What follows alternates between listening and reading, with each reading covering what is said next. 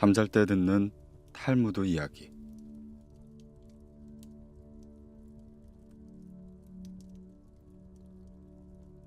혀. 한 장사꾼이 거리를 누비며 잠든 인생의 비결을 살 사람이 없습니까? 라고 큰 소리로 외쳐댔다. 그 소리를 들은 마을 사람들은 그의 인생의 비결을 사기 위해 우르르 모여들었다. 모두들 빨리 그것을 팔라고 재촉하자 장사꾼은 이렇게 말하였다. 인생을 잠되게 사는 비결은 바로 이 혀, 자신의 혀를 함부로 사용하지 않는 것이라오.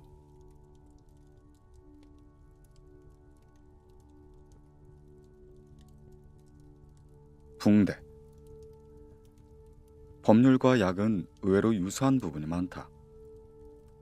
어떤 나라의 국왕이 부상당한 자기 아들에게 붕대를 감아주면서 말하였다. 네가 이 붕대를 하고 있는 동안엔 먹거나 뛰어다니거나 물속에 들어가도 아프지 않을 것이다. 그러나 이 붕대를 풀어버리면 상처는 더욱 악화될 것이야. 인간도 이와 같다. 인간에게는 좋지 않은 것을 원하는 성질이 있다. 하지만 법률을 풀어버리지 않는 한 그 성질이 나빠지진 않는다.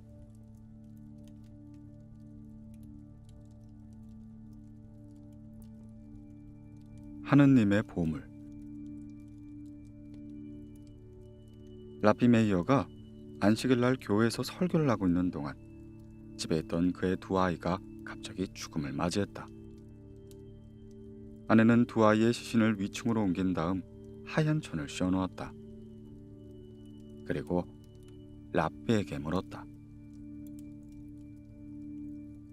당신에게 한 가지 물어볼 것이 있습니다. 어떤 사람이 나에게 값비싼 보물을 맡기면서 잘 지켜달라고 부탁한 뒤 돌아갔지요. 그런데 그 사람은 예고 없이 불쑥 나타나더니 맡겼던 보물을 돌려달라고 한다면 이럴 땐 어찌해야 좋을까요? 라피는 생각해 볼 필요도 없다는 듯 그런 경우에는 즉시 주인에게 돌려줘야 되지요. 라고 대답했다. 그러자 아내는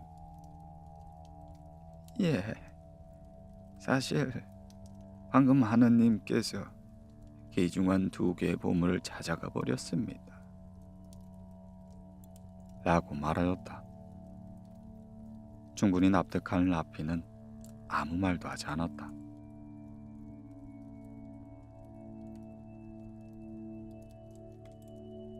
복수와 증오. 한 남자가 낫을 좀 빌려달라고 하자 상대방이 거절했다. 얼마 뒤 그 거절했던 남자가 말을 빌려달라고 찾아왔다. 상대 남자는 이렇게 말하였다. 네가 낫을 빌려주지 않았으니 나도 말을 빌려줄 수가 없어. 이것은 복수이다. 낫을 빌려달라는 부탁을 거절했던 남자가 말을 빌려달라고 찾아왔다. 그러자 말 주인인 남자는 말을 빌려주면서 말하였다. 너는 낫을 빌려주지 않았지. 하지만 나는 말을 빌려주겠어. 이것은 증오이다.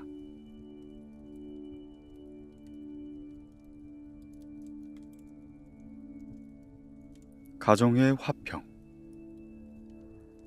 라피 메이어는 연설을 잘하기로 유명했다. 그래서 매주 금요일 밤이면 수백 명의 사람들이 그의 설교를 듣기 위해 교회로 몰려들었다. 그중엔 그의 설교를 매우 좋아하는 한 여성도 끼어 있었다.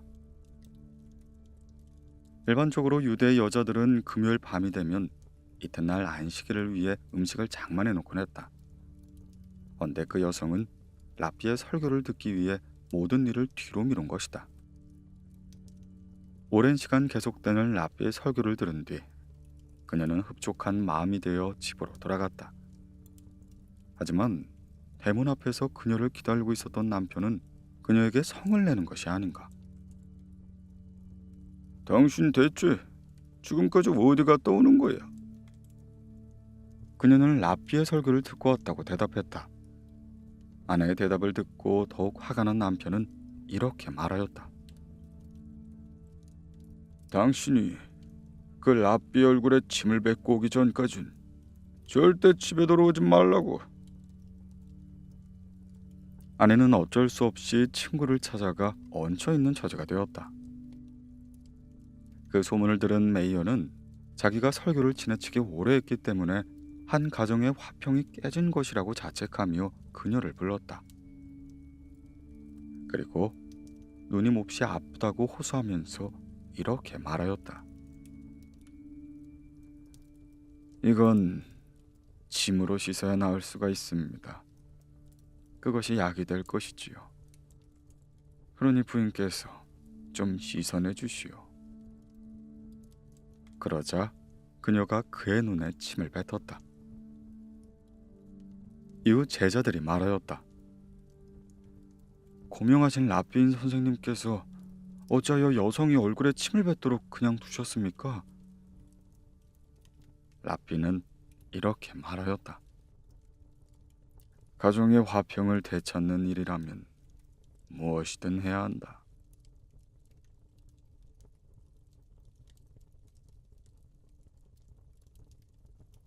일곱째 사람. 한 라삐가 내일 아침 6사람을 모아놓고 어떤 문제를 해결하겠다고 선언했다. 그런데 다음날 아침에 모인 사람은 7명이 아닌가. 불청객 한 사람이 끼어 있었던 것인데 그 불청객이 누구인지 알 수 없자 라삐는 말하였다. 이 자리에 참석할 필요가 없는 한 사람은 빨리 돌아가시오. 그러자 모인 사람들 가운데 가장 저명한 인물이며 어느 누가 생각해봐도 부름을 받을 만한 사람이 자리에 일어나 밖으로 나갔다. 어째서 그 인물은 그렇게 행동했겠는가? 혹시라도 부름을 받지 않았거나 어떤 착오로 인해 나왔던 사람이 굴욕감을 느끼게 될 것이 염려되어 그는 스스로 물러났던 것이다.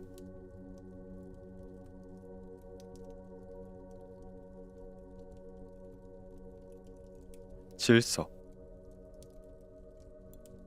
어떤 여성을 짝사랑하다 병을 얻은 한 남자가 있었다. 그 남자를 진찰해본 의사는 이렇게 말하였다. 이것은 당신이 사랑을 이루지 못해 생긴 병이니 상대 여성과 성결합을 하면 틀림없이 완쾌될 것이요. 그래서 남자는 라삐를 찾아가 의사의 말을 그대로 전하며 어떻게 해야 좋겠느냐 상의를 했다. 라삐는 결단코 그와 같은 성결합을 해서는 안 된다고 말했다. 그러자 한 사람이 만일 그 여성이 그의 병을 고쳐주기 위해 아무것도 입지 않은 알몸으로 그의 앞에 선다면 그의 우울함이 걷혀져 병도 나을 것이고 이거 참 좋은 방법이 아니겠소? 라고 묻자 라삐는 그것 또한 안 된다고 했다. 이번엔 다른 사람이 물었다. 그럼 그가 그녀와 담을 사이에 두고 마주서서 이야기만 주고받으면 그거는 어떻겠습니까? 라삐는 그건 역시도 안 된다고 말했다. 탈무드에서 이 여성은 기혼녀인지 독신녀였는지 밝혀지지 않았다. 하지만 그 남자를 위시한 많은 사람들이 라삐께서는 어째서 모든 제안에 그토록 단호하게 반대하십니까? 라고 항의하자 라삐가 말하였다. 우선 모든 인간은 순결해야 한다.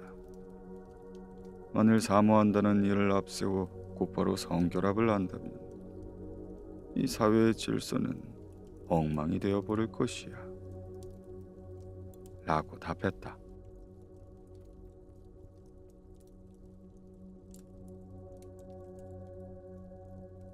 어머니. 한 라삐가 어머니와 함께 길을 걷고 있었다.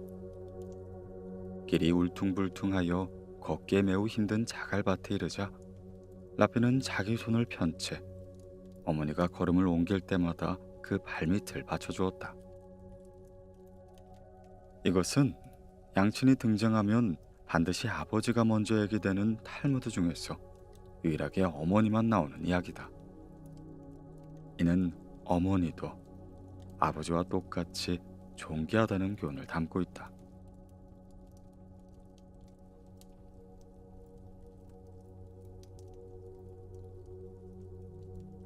교훈적인 이야기. 항해 중이었던 선박 한 척이 때마침 몰아닥친 폭풍으로 인해 항로에서 벗어나고 말았다. 다음날 아침이 되자 바다는 다시 잔잔해졌다.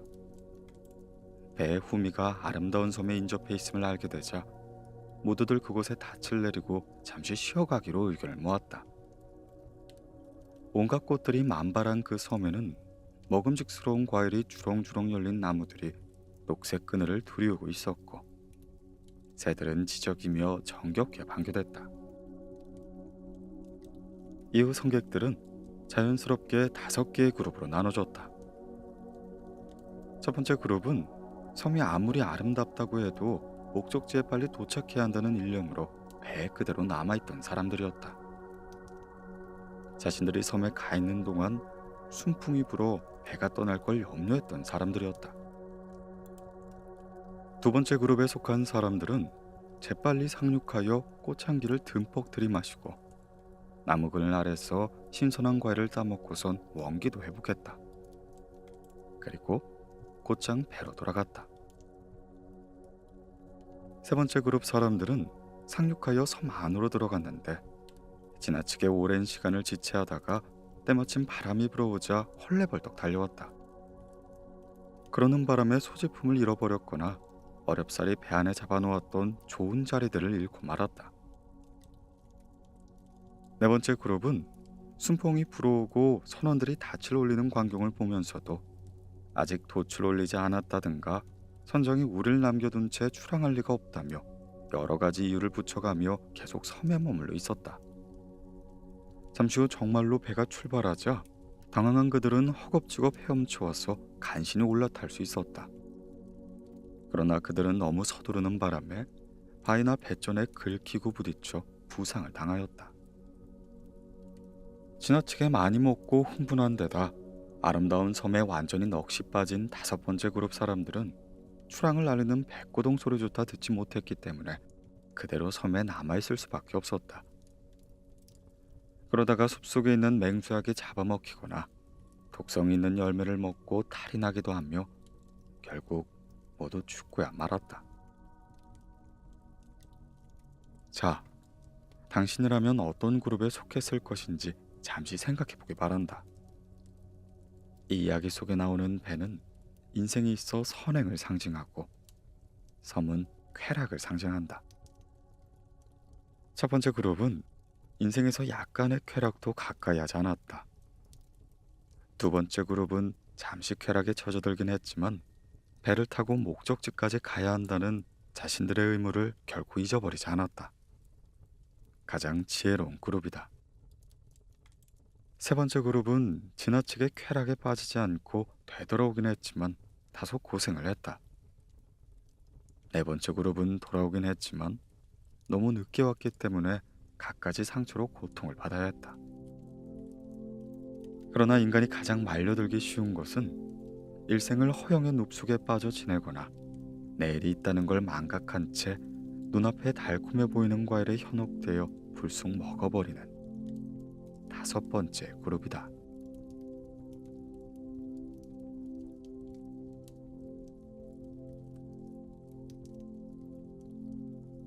영원한 생명. 라피가 시장에 나와 이렇게 말하였다. 이 시장 안에는 영생을 약속받을 만한 사람이 있다. 모두들 주위를 둘러보았지만 라피가 얘기한 대로의 인물은 없는 듯했다.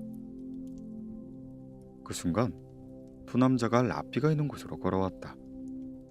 라삐는 말하였다. 그래, 이 두 사람이야말로 영원한 생명을 주어야 마땅할 훌륭한 선인이다. 주위 사람들은 다투어 물었다. 아니, 대체 당신들은 어떤 일을 하고 계신지요? 그러자 그 두 남자는 이렇게 대답했다. 저희는 광대입니다. 외로운 이에겐 웃음을 선사하고 다투는 사람을 보면 평화를 나눠주지요.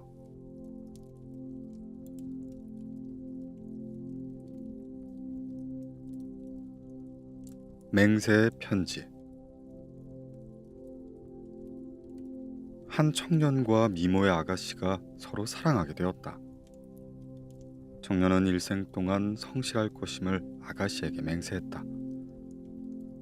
얼마 동안 모든 일이 순조로워서 두 사람은 행복한 나날을 보낼 수가 있었지만 어느 날 청년이 그녀를 남기고 길을 떠나게 된 것이다.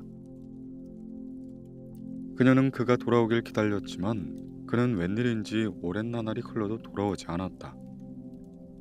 친구들은 그녀를 가엾게 여기고 그녀를 시기하는 사람들은 절대 그가 돌아오지 않을 것이라며 그녀를 비웃어대기 시작했다.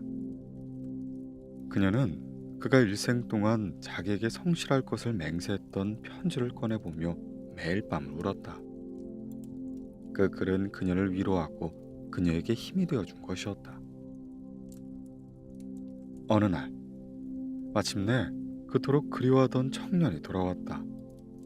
그녀는 오랫동안의 슬픔을 연인에게 호소했고 그처럼 고통스러웠는데 어째서 정절을 지켰냐고 청년이 묻자 그녀는 이렇게 말하였다. 나는 이스라엘과도 같아요. 이스라엘이 다른 나라의 지배하에 있을 때 모든 사람들이 유대인을 멸시했다. 이스라엘이 독립한다는 이야기를 들으면 사람들은 이스라엘의 현인들을 비웃었다. 하지만 유대인들은 학교나 시너고그에서 분일망정 굳게 이스라엘을 지켰던 것이다. 유대인은 하나님께서 주신 맹세를 거듭 읽었고 그 안에 포함된 성스러운 약속을 믿고 살아왔다. 그렇게 하나님께서는 약속을 지키셨다. 그녀도 맹세 편지를 거듭 읽으면서 연인이 돌아올 것을 믿고 기다리고 있었으므로 이스라엘과 같다고 말한 것이다.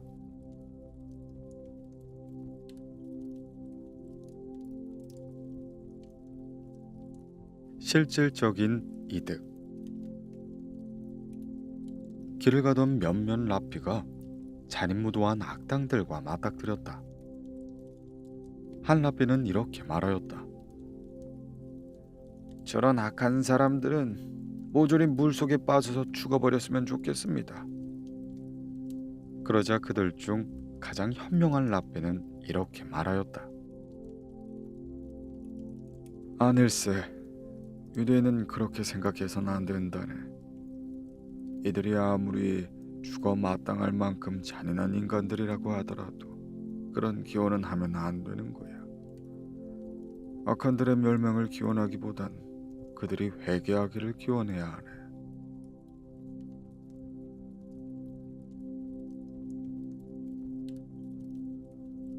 여성 상위. 한 선량한 부부가 그만 이혼을 하게 되었다. 남편은 오래지 않아 재혼했는데 불행하게도 못된 여자를 만나 새로 얻은 아내와 똑같이 못된 남자가 되어버렸다. 얼마 뒤 아내 또한 재혼을 했는데 그 역시 못된 사람을 남편으로 맞이했다. 하지만 못된 남편은 그녀와 똑같이 착한 남자가 되었다. 남자는 언제나 여자가 조종하는 대로 움직이는 법이다.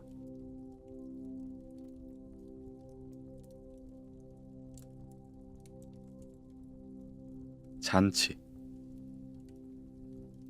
한 왕이 종들을 잔치에 초대했다. 하지만 잔치가 언제 시작될지는 아무에게도 알려주지 않았다. 슬기로운 종은 이렇게 말하였다.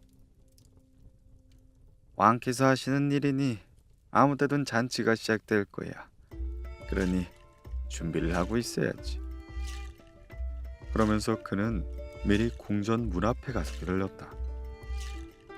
어리석은 종은 잔치를 준비하려면 시간이 걸릴 터였으므로 그때까진 아직 많은 시간이 남아있으리라는 생각에 아무런 준비도 하지 않았다.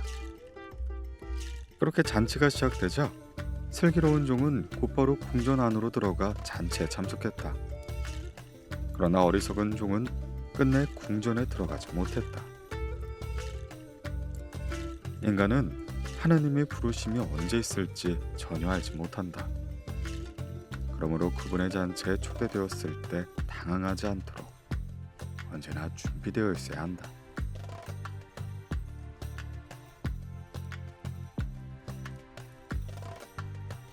육체와 영혼. 어느 왕이 오차라는 맛있는 열매가 열리는 과일나무를 가지고 있었다. 왕은 그 열매를 지키기 위해 경비원 2명을 고용했다. 한 사람은 맹인이고 또 한 사람은 절름발이었다. 그런데 그 둘은 합심해서 오차 열매를 훔치자고 모의했다. 맹인은 절름발이를 목말에 태워 지시하는 방향으로 움직이며 맛있는 과일을 훔쳤다. 이에 진노한 왕이 2사람을 다그치자 맹인은 이렇게 말하였다. 저는 앞을 보지 못하므로 훔칠래야 훔칠 수가 없지요. 왕은 분명 그럴싸한 말이라고 여겼으나 결국 2사람의 말을 믿진 않았다.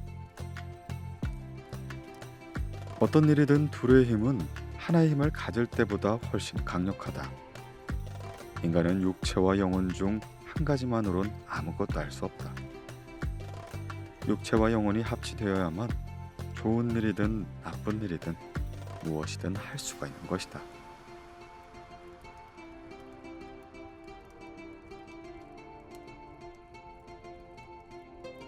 무언극. 로마의 황제는 자신과 생일이 같은 이스라엘 최고의 라피와 친교를 맺고 있었다. 양국 관계가 그다지 좋지 않을 때에도 그들 2사람은 변치 않은 친분을 유지했다. 하지만 양국 정부 관계를 고려해 볼 때 황제가 라피와 친하게 지내는 데는 여러 가지로 어려운 점이 많았다. 따라서 황제는 라피와 무엇인가를 의논하고 싶을 때마다 사신을 보내 우회적인 방법으로 의견을 물어보곤 했다. 어느 날 황제는 라피에게 사신을 보내 이렇게 물었다. 내게 이루고 싶은 일이 2가지가 있다. 한 가지는 내가 죽은 다음 내 아들이 뒤를 이어 황제에 즉위하는 것이고, 또 하나는 이스라엘의 티베리아스라는 곳을 자유관세 도시로 만들고 싶은 것이다. 난 지금 그 2가지 중 한 가지밖에 이룰 수 없는 처지에 놓였는데 어쩌면 2가지 모두를 성취할 수 있겠는가. 그러나 라피 역시 황제의 질문에 답을 보내줄 수 없는 형편이었다.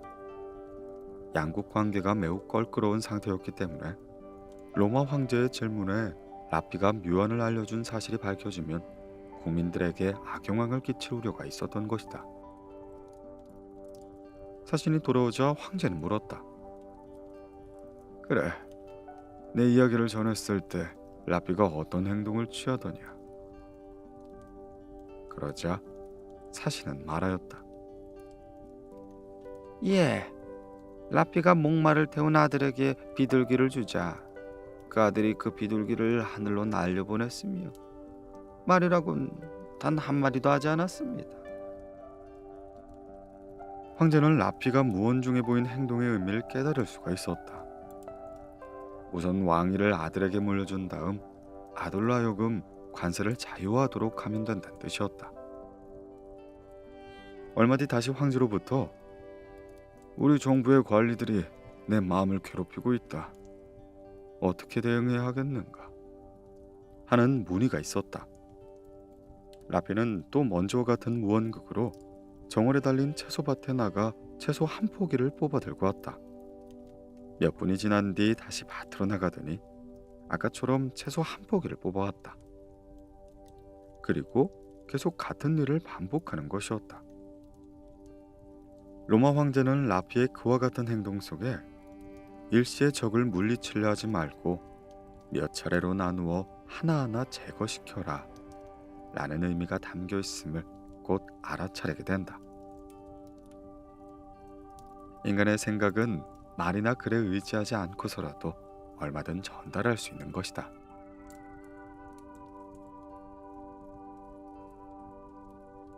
마음.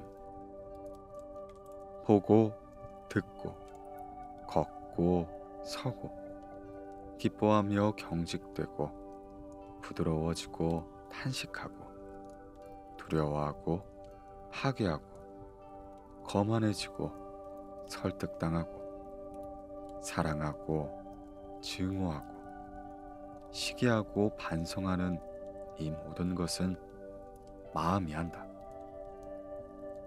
인간의 모든 기관은 마음의 지시를 받고 있는 것이다. 이런 마음을 제어할 수 있는 인간이라면 그는 가장 강인한 인간이 아닌가.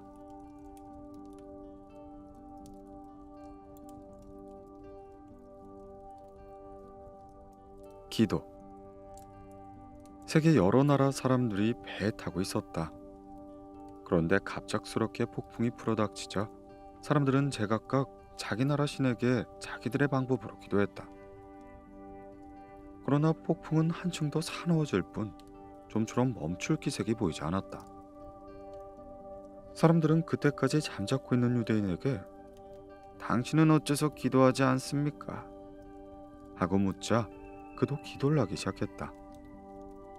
그러자 폭풍이 금방 수그러지는 것이 아닌가. 배가 항구에 도착하자 사람들은 유대인에게 물었다. 우리가 그토록 열심히 기도했는데도 받아들여지지 않았는데 어째서 당신이 한 기도는 금방 효력을 나타냈을까요? 그러자 유대인이 말했다. 저도 확실한 이유는 알지 못합니다. 다만 여러분은 각자 자기 나라 신에게 기도를 드렸지요. 바빌로니아 사람은 바빌로니아 신에게, 로마 사람은 로마 신에게 기도를 드렸습니다. 하지만 바다는 그 어떤 나라의 것도 아닙니다.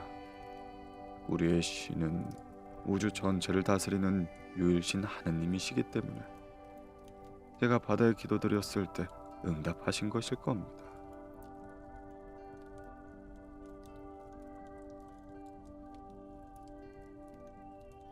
암시장. 한 재판관이 어느 날 시장에 나왔다가 수많은 작물이 거래되고 있는 광경을 목격했다. 그는 작물인 줄 알면서도 사는 사람들과 파는 도둑들을 일깨우기 위해 재판소에서 뭔가를 보여주겠다고 마음먹었다. 한 마리의 족제비를 꺼내놓은 재판관은 그 동물에게 조그만 고깃덩어리를 주었다. 그러자 족제비는 그 고깃덩어리를 감춰놓기 위해서 자기 집인 구멍 속으로 들어갔다. 그런 광경을 지켜보고 있었던 사람들은 족제비가 고깃덩어리를 어디에 숨겼는지 이내 알 수가 있었다. 그러자 재판관은 이번엔 그 구멍을 막아버린 다음 족제비에게 더욱 많은 고깃덩어리를 주었다. 그 순간 제 집으로 달려간 족제비는 구멍이 막혀있는 걸 보고는 그 고깃덩어리를 입에 문 채 재판관 앞으로 되돌아왔다. 자기가 갖고 있는 고깃덩어리를 주체하지 못하게 되자 급기야 고기를 준 사람에게로 되돌아온 것이었다. 이 광경을 본 사람들은 그제야 시장에 나가 물건들을 확인해보고 각자 도둑 맞았던 것들을 찾아냈다.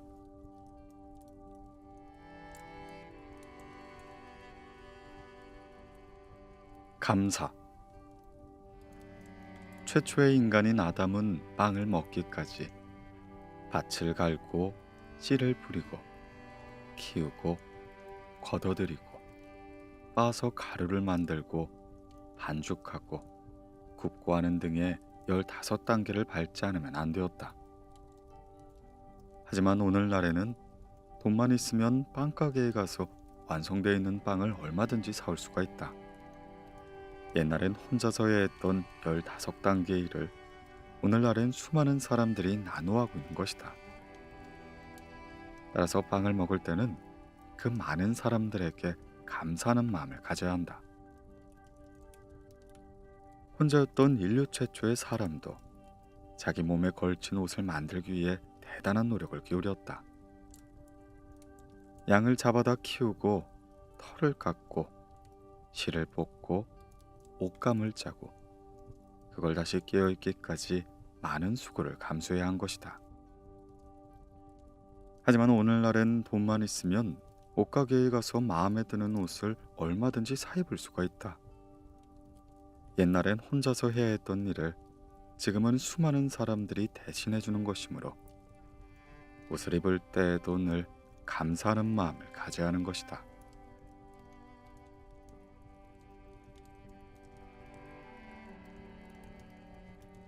방문.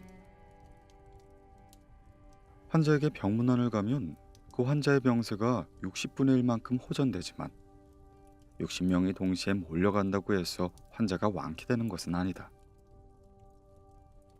죽은 사람의 묘지를 찾아가는 것은 아름다운 행위이다. 환자의 병문안은 완쾌된 환자로부터 감사 인사라도 받을 수 있지만 죽은 사람은 어떠한 인사도 없다. 감사를 바라지 않고 취하는 행위야말로 가장 아름다운 것이다.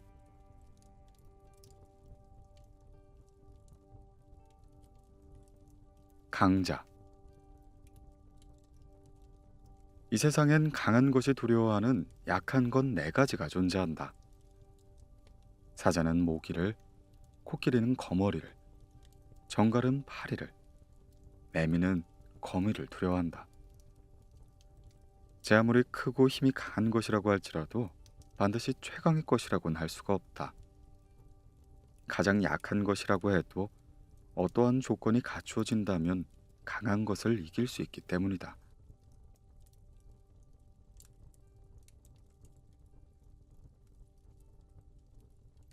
일곱 가지 계율. 탈무드 시대의 유대인들이 비유대인들과 더불어 일하고 생활하는 것은 흔히 있었던 일이었다. 유대인들에겐 천사가 지키라고 제시한 613가지의 원칙이 있었지만 비유대인을 유대화시키려고 하지 않았던 유대교에서는 선교사를 파견하거나 하진 않았다. 다만 상호간의 평화관계를 지속시키기 위해서 7가지만 지켜달라 요청했다. 이는 다음과 같다. 첫째, 살아있는 짐승을 죽인 다음 곧 날고기를 먹지 마라. 둘째, 남의 헌담을 하지 마라. 셋째, 도둑질을 하지 마라. 넷째, 법을 어기지 마라. 다섯째, 살인을 하지 마라. 여섯째, 근친상간을 하지 마라. 일곱째, 불륜을 하지 마라.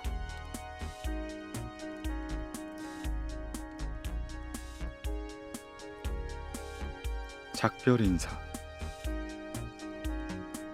매우 긴 여행으로 피로와 굶주림을 시달리던 여행자가 이윽고 나무가 우거진 곳에 당도했다.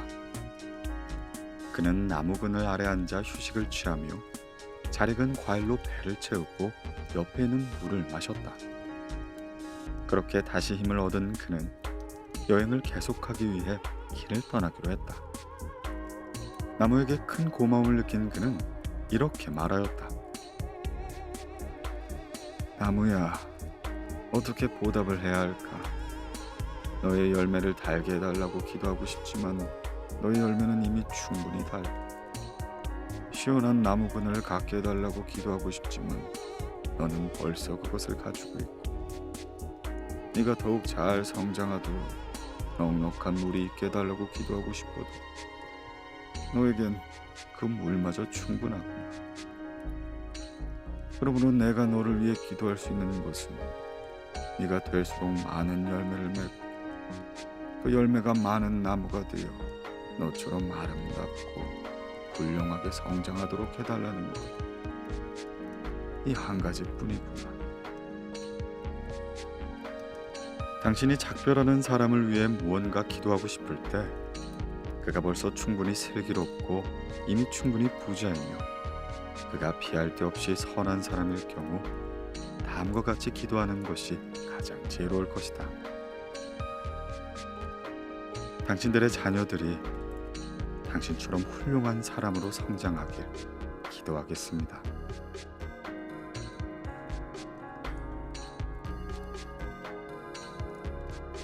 엿새째. 성경에 따르면 이 세상은 하루, 이틀, 사흘의 순으로 만들어지고 엿새째 되는 날 완성되었다. 인간은 그 최후의 날인 엿새째와 비로소 만들어졌는데 어째서 인간이 최후에 만들어졌으며 그건 또 무엇을 의미하는 걸까? 탈무드에 의하면 인간으로 하여금 자연에 대한 겸손한 마음을 지니도록 가르치기 위해서라고 한다. 파리 한 마리라도 인간보다 먼저 만들어졌다고 생각하면 인간은 지나친 오만에 빠질 수 없을 것이기 때문이다.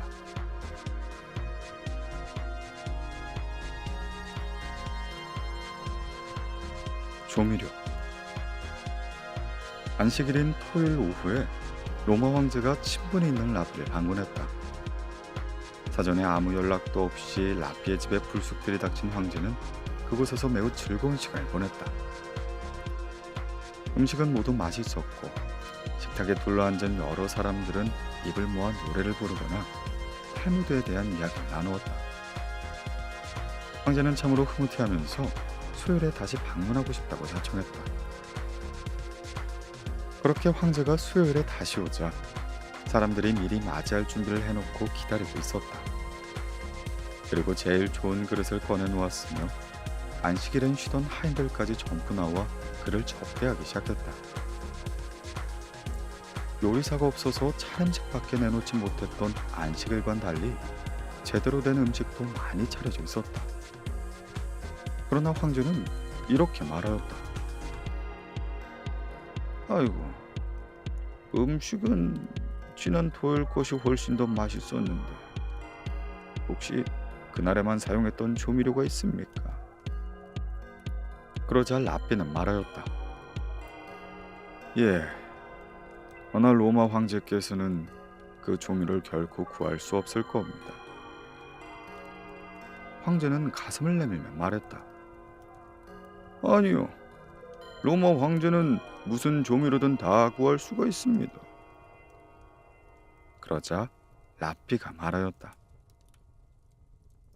유대의 안식일이라는 조미료, 이것만은 로마 황제이신 당신께서는 결코 구할 수 없을 겁니다.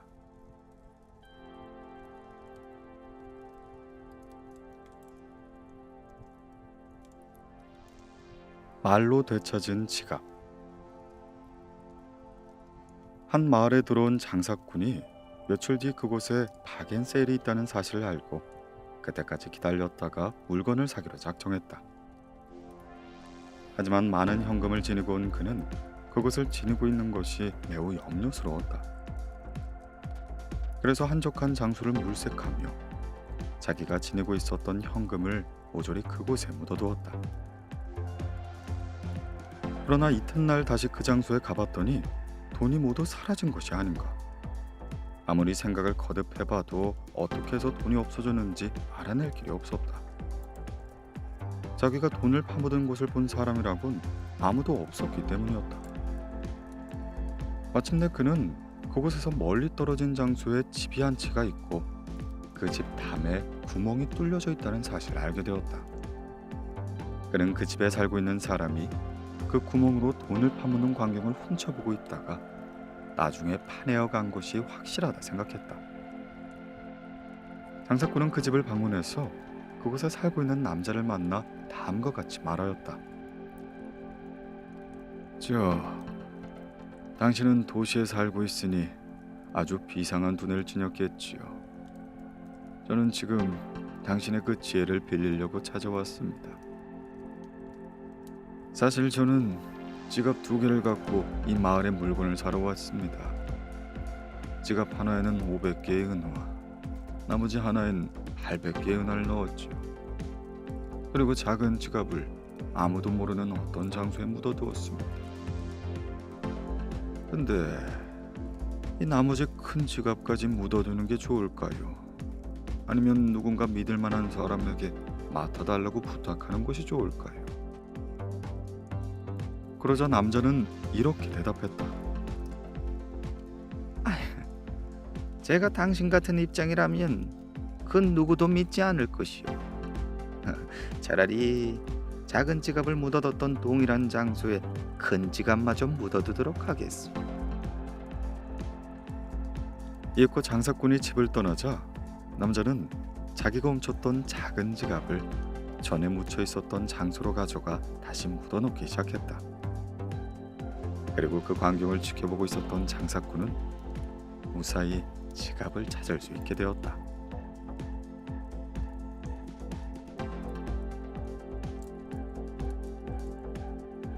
솔로몬의 재판. 안식일날 예루살렘에 간 세 사람은 각자 지니고 있던 돈을 같이 땅에 묻었다. 그 당시에는 돈을 맡겨둘 은행 같은 건 없었기 때문이었다. 그런데 그 셋 중 한 사람이 몰래 그 장소로 되돌아가 돈을 꺼내가 버렸다. 다음날 세 사람은 현명하기로 유명한 솔로몬 왕을 찾아가 셋 중 누가 돈을 훔쳐갔는지 판결을 내려달라고 부탁했다. 이에 솔로몬 왕은 이렇게 말하였다. 당신들 세 사람은 매우 지혜로운 사람들이니 내가 현재 해결하지 못하고 있는 이 재판의 문제를 먼저 도와주시오. 당신들의 문제는 그 후에 해결해 주겠소. 어떤 젊은이와 결혼을 약속한 아가씨가 있었습니다. 얼마 뒤 그 아가씨는 다른 사람과 사랑에 빠지고 말았죠. 그래서 약혼자를 찾아간 그 아가씨는 위자료를 요구해도 좋으니 하원에 동의해달라고 했습니다. 그러자 약혼자는 위자료 따위는 받지 않겠다면서 그녀와의 약혼을 취소해 주었죠. 부자였던 그 아가씨는 어느 날 한 노인에게 납치를 당했습니다. 그 아가씨는 이렇게 말하였죠. 내가 결혼을 약속한 약혼자에게 파혼을 요청했더니 위자료도 필요 없다면서 나의 요청대로 해주었습니다. 그러니 당신도 그와 같이 해야 합니다. 아가씨의 말에 노인은 돈도 요구하지 않고 그녀를 풀어주었습니다. 자, 이들 중 어떤 사람이 가장 칭찬받을 만한 사람이겠습니까? 첫 번째 남자가 대답했다. 당연히 파혼에 동의해준 젊은이가 가장 칭찬받아야 합니다. 그는 위자료도 요구하지 않았고 또한 약혼녀의 진심을 무시하면서까지 결혼하려 하지도 않았잖아요. 두 번째 남자가 대답했다. 아닙니다. 가장 칭찬받아야 될 사람은 아가씨입니다. 그녀는 용기를 갖고 진정으로 사랑하는 남자와 결혼하려고 했으니까요. 세 번째 남자가 대답했다. 이 이야기는 전혀 이치에 닿지 않아 저로서는 판단을 내리지 못하겠습니다. 노인의 경우만 보더라도 그렇죠. 돈 때문에 아가씨를 납치했는데 돈도 요구하지 않고 풀어주다니 도대체 말이 되는 소리입니까? 그러자 솔로몬 왕이 말하였다. 당신이 바로 돈을 훔친 도둑이군요. 두 사람은 아가씨와 약혼자 사이에 존재하고 있는 애정이나 인간관계, 그 사이에 긴장된 기분 등을 신경 썼는데 당신이 골물에 있는 부분은 오로지 돈밖에 없습니다. 그러므로 틀림없이 당신이 범인인 것이죠.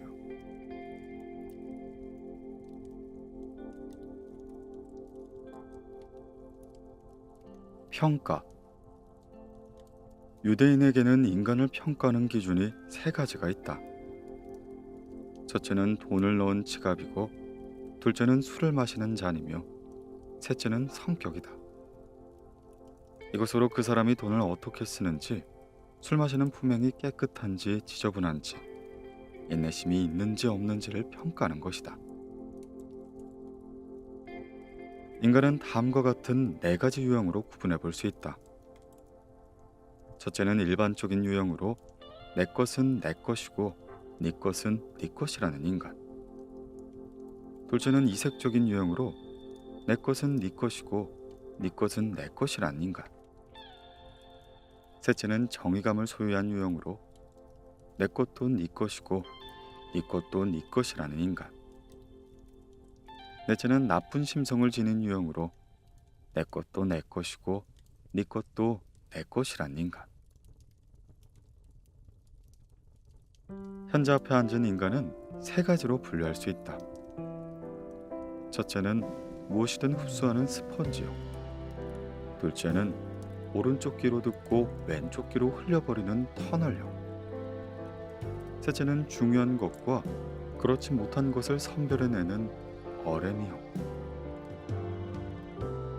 현명한 사람이 되는 조건으론 7가지가 있다. 첫째, 자기보다 현명한 사람 앞에선 침묵을 지킨다. 둘째, 남의 이야기를 하는 도중 자르지 않는다. 셋째, 대답할 때는 서두르지 않는다. 넷째, 언제나 요점이 뚜렷한 질문을 하고 사리에 맞는 대답을 한다. 다섯째, 먼저 해야 할 일과 나중에 해도 될 일을 정확히 구분한다. 여섯째, 모를 땐 모른다고 시인한다. 일곱째, 진실을 인정한다.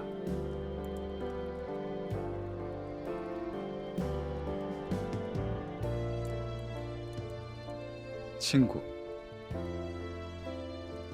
아내를 선택해야 할 때는 한 계단 아래로 내려가고 친구를 선택해야 할 때는 한 계단 위로 올라서라.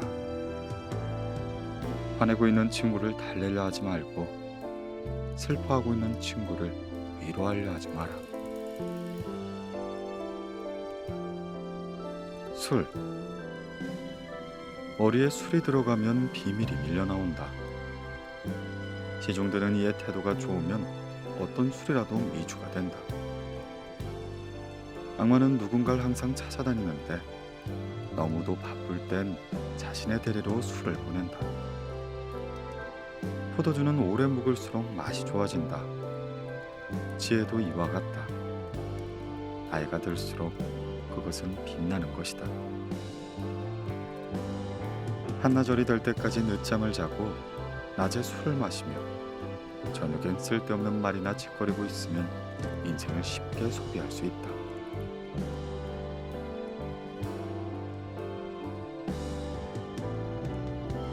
처세에 관한 문구. 선행의 문을 닫는 자는 다음엔 의사를 위해 문을 열지 않으면 안 된다. 좋은 항아리를 가지고 있다면 오늘 사용하라. 내일이면 깨져버릴지도 모른다. 올바른 인간은 자신의 욕망을 통제하지만 그렇지 못한 인간은 그것에 끌려다니게 된다. 타인의 자비로 살아야 할 처지라면 차라리 가난하게 사는 편이 낫다. 이 세상엔 도가 지나치면 안 되는 건 8가지가 있다. 여행과 여자, 재산, 일, 술, 수면, 약, 향로가 그것이다. 이 세상엔 지나치게 많이 사용해서는 안 되는 것 3가지가 있다. 빵을 넣을 때 넣는 이스트와 소금, 망설임이 그것이다.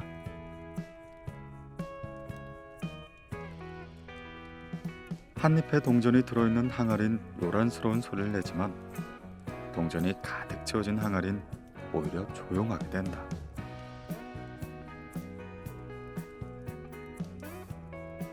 명성을 잡으려고 뛰어다니는 사람은 명성을 붙잡을 수 없지만 명성을 피해 달아나는 사람은 그곳에게 붙잡히게 된다. 결혼은 기쁨을 그 목적으로 하고 장례식에 참석한 사람들은 마땅히 침묵을 지켜야 한다.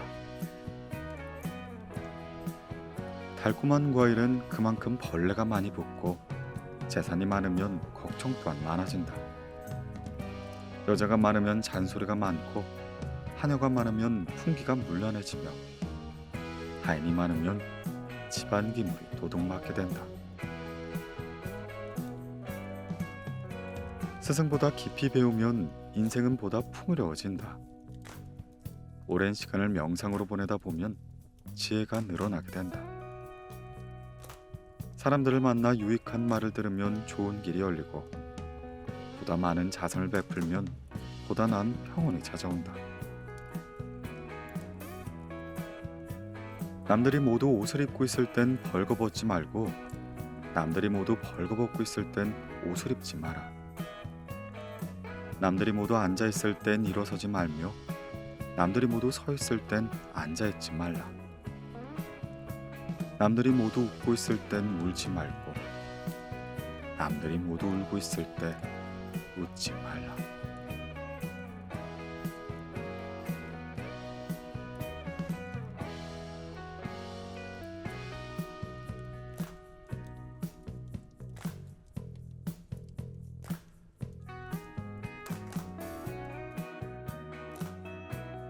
영원한 생명. 라피가 시장에 나와 이렇게 말하였다. 이 시장 안에는 영생을 약속받을 만한 사람이 있다. 모두들 주위를 둘러보았지만 라피가 얘기한 대로의 인물은 없는 듯했다. 그 순간 두 남자가 라피가 있는 곳으로 걸어왔다. 라피는 말하였다. 그래, 이 두 사람이야말로 영원한 생명을 주어야 마땅할 훌륭한 선인이다. 주위 사람들은 다투어 물었다. 아니, 대체 당신들은 어떤 일을 하고 계신지요? 그러자 그 두 남자는 이렇게 대답했다. 저희는 광대입니다. 외로운 이에겐 웃음을 선사하고 다투는 사람을 보면 평화를 나눠주지요.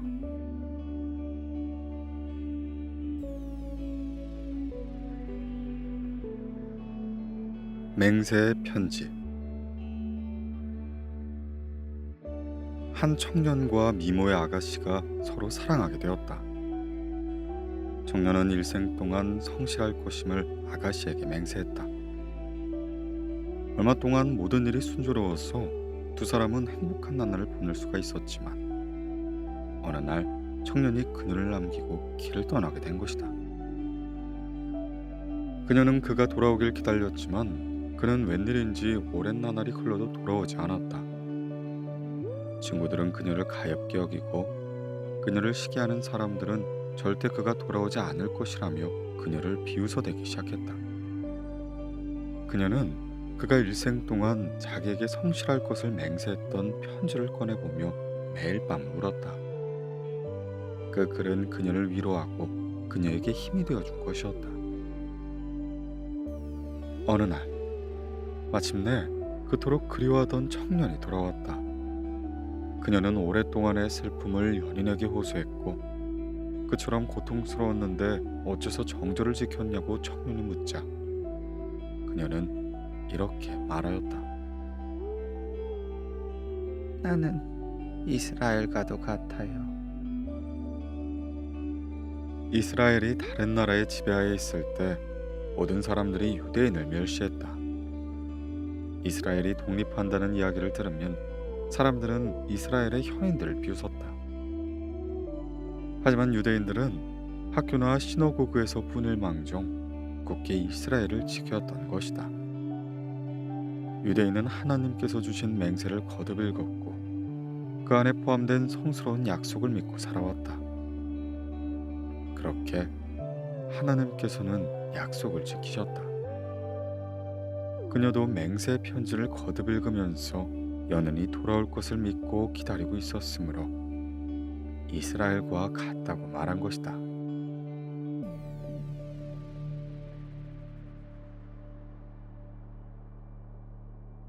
실질적인 이득.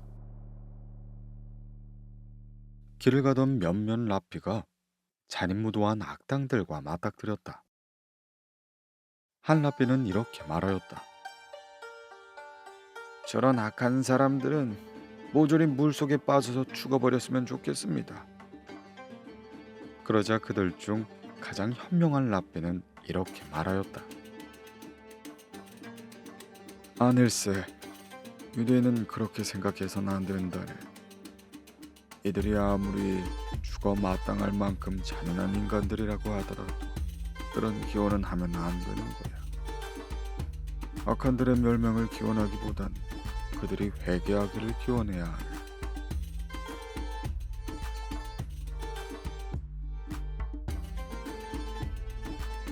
여성 상위. 한 선량한 부부가 그만 이혼을 하게 되었다. 남편은 오래지 않아 재혼했는데 불행하게도 못된 여자를 만나 새로 얻은 아내와 똑같이 못된 남자가 되어버렸다. 얼마 뒤 아내 또한 재혼을 했는데 그 역시 못된 사람을 남편으로 맞이했다. 하지만 못된 남편은 그녀와 똑같이 착한 남자가 되었다. 남자는 언제나 여자가 족종하는 대로 움직이는 법이다.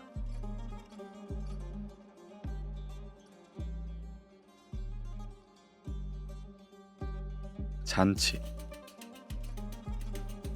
한 왕이 종들을 잔치에 초대했다. 하지만 잔치가 언제 시작될지는 아무에게도 알려주지 않았다. 슬기로운 종은 이렇게 말하였다. 왕께서 하시는 일이니 아무 때든 잔치가 시작될 거야. 그러니 준비를 하고 있어야지. 그러면서 그는 미리 궁전 문 앞에 가서 기다렸다. 어리석은 종은 잔치를 준비하려면 시간이 걸릴 터였으므로 그때까진 아직 많은 시간이 남아있으리라는 생각에 아무런 준비도 하지 않았다. 그렇게 잔치가 시작되자 슬기로운 종은 곧바로 궁전 안으로 들어가 잔치에 참석했다. 그러나 어리석은 종은 끝내 궁전에 들어가지 못했다. 인간은 하느님의 부르심이 언제 있을지 전혀 알지 못한다. 그러므로 그분의 잔치에 초대되었을 때 당황하지 않도록 언제나 준비되어 있어야 한다.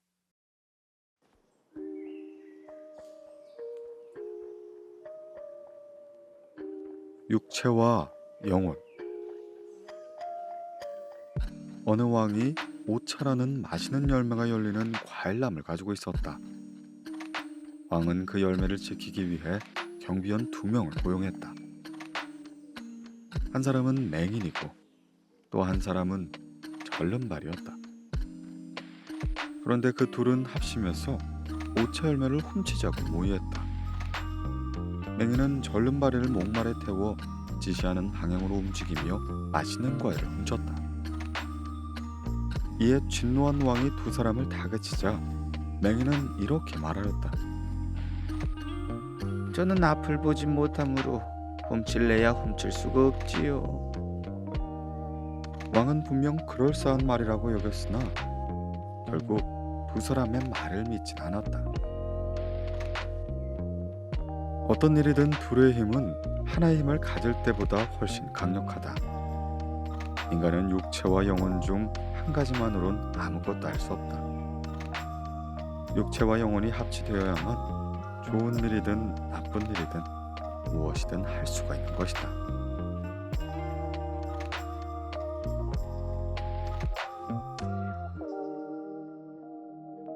무언극.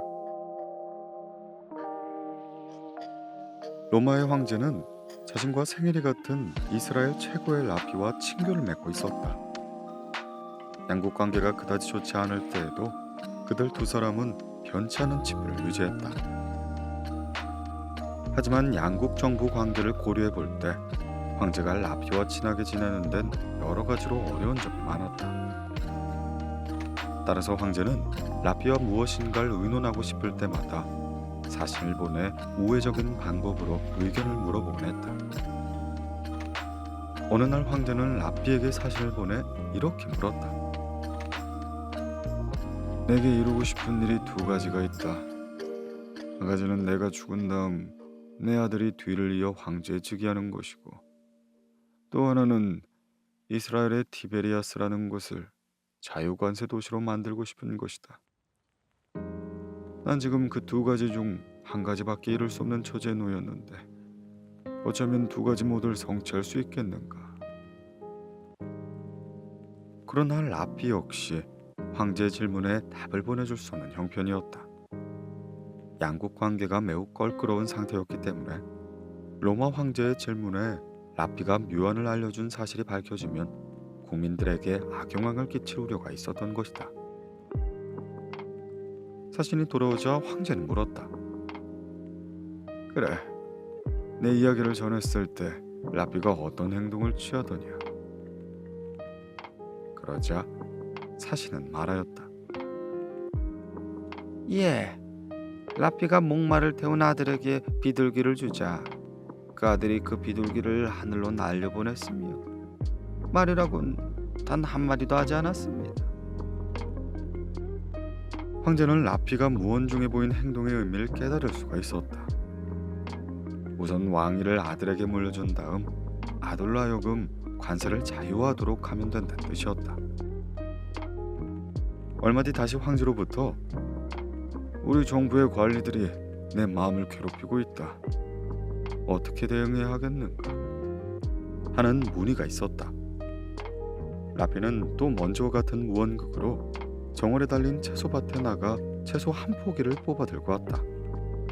몇 분이 지난 뒤 다시 밭으로 나가더니 아까처럼 채소 한 포기를 뽑아왔다. 그리고 계속 같은 일을 반복하는 것이었다. 로마 황제는 라피의 그와 같은 행동 속에 일시의 적을 물리치려 하지 말고 몇 차례로 나누어 하나하나 제거시켜라 라는 의미가 담겨 있음을 곧 알아차리게 된다. 인간의 생각은 말이나 글에 의지하지 않고서라도 얼마든 전달할 수 있는 것이다.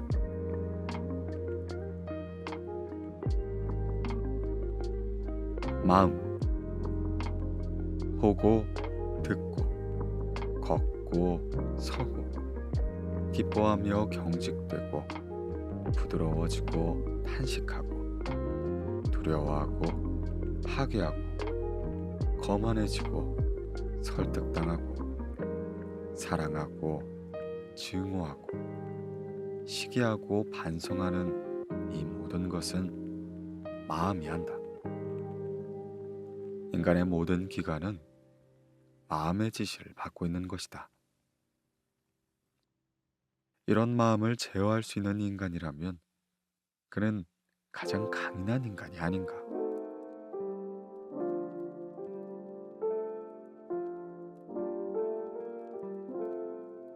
기도. 세계 여러 나라 사람들이 배에 타고 있었다. 그런데 갑작스럽게 폭풍이 불어닥치자 사람들은 제각각 자기 나라 신에게 자기들의 방법으로 기도했다. 그러나 폭풍은 한층 더 사나워질 뿐 좀처럼 멈출 기색이 보이지 않았다. 사람들은 그때까지 잠자코 있는 유대인에게 당신은 어째서 기도하지 않습니까?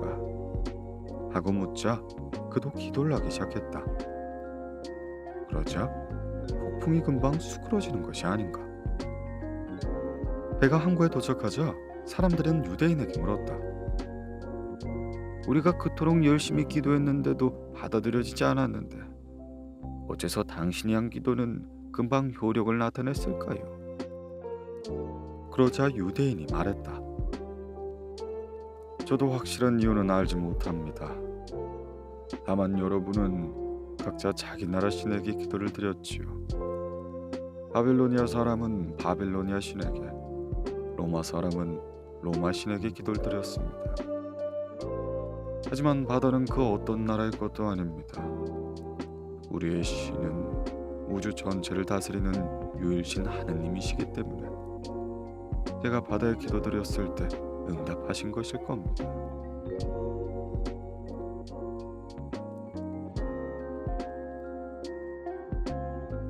암시장. 한 재판관이 어느 날 시장에 나왔다가 수많은 작물이 거래되고 있는 광경을 목격했다. 그는 작물인 줄 알면서도 사는 사람들과 파는 도둑들을 일깨우기 위해 재판소에서 뭔가를 보여주겠다고 마음먹었다. 한 마리의 족제비를 꺼내놓은 재판관은 그 동물에게 조그만 고깃덩어리를 주었다. 그러자 족제비는 그 고깃덩어리를 감춰놓기 위해서 자기 집인 구멍 속으로 들어갔다.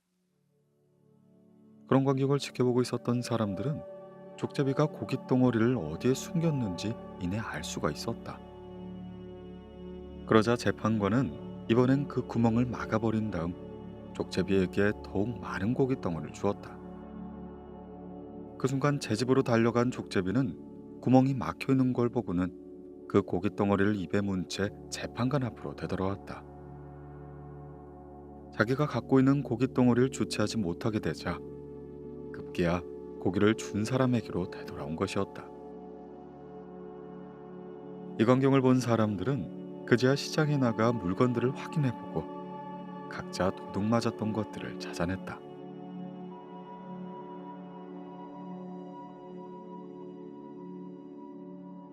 감사.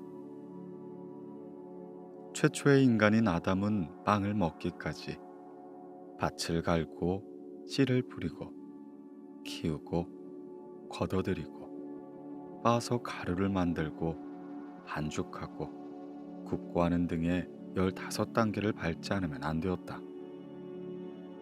하지만 오늘날에는 돈만 있으면 빵가게에 가서 완성되어 있는 빵을 얼마든지 사올 수가 있다. 옛날엔 혼자서 해야 했던 15단계의 일을 오늘날엔 수많은 사람들이 나누어 하고 있는 것이다. 따라서 빵을 먹을 때는 그 많은 사람들에게 감사하는 마음을 가져야 한다. 혼자였던 인류 최초의 사람도 자기 몸에 걸친 옷을 만들기 위해 대단한 노력을 기울였다. 양을 잡아다 키우고 털을 깎고 실을 뽑고 옷감을 짜고 그걸 다시 깨어있기까지 많은 수고를 감수해야 한 것이다. 하지만 오늘날엔 돈만 있으면 옷가게에 가서 마음에 드는 옷을 얼마든지 사 입을 수가 있다. 옛날엔 혼자서 해야 했던 일을 지금은 수많은 사람들이 대신해 주는 것이므로 옷을 입을 때에도 늘 감사하는 마음을 가져야 하는 것이다.